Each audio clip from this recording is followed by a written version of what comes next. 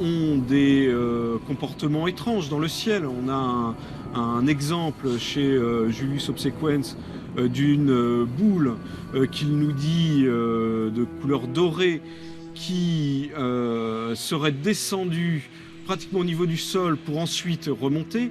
Ce sont des phénomènes qu'on s'explique mal aujourd'hui, qui pourtant sont rapportés de façon plus ou moins précise, et malheureusement on ne sait pas quoi en faire de ces observations, de ces rapports.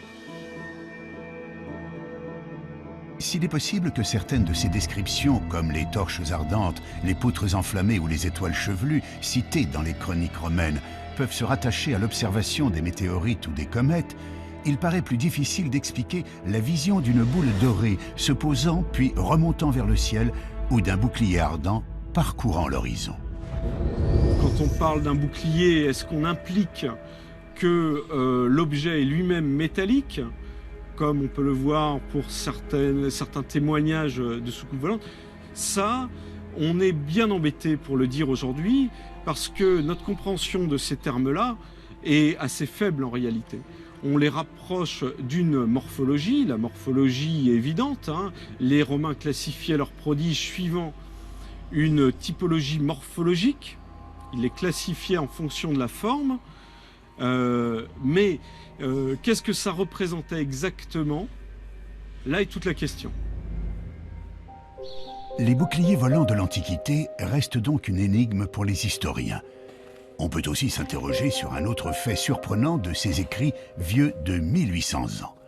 À leur lecture, on s'aperçoit que leurs auteurs ne cherchent jamais à expliquer l'origine de ces phénomènes, comme si cela les dépassait de très loin. Les Romains voyaient des choses dans le ciel qu'ils ne s'expliquaient pas forcément, ou qu'ils tentaient d'expliquer par une rupture de l'équilibre de la nature. Donc ils cherchaient des interprétations. Et c'était peut-être ce qui les intéressait le plus en réalité, plus que le phénomène lui-même ou que sa nature, était de savoir ce qu'il fallait en faire et comment le comprendre, comment comprendre ces signes. C'est d'ailleurs l'un de ces signes qui marquera un tournant radical dans l'histoire de l'humanité. En effet, en l'an 312, Constantin, qui s'apprête à combattre pour le trône impérial de Rome, voit soudainement apparaître dans le ciel d'Italie une croix étrange, entourée d'un cercle. Il croit y reconnaître un symbole chrétien. Pour le futur empereur, c'est bien sûr un message. Alors qu'il ne croyait pas au Dieu des chrétiens,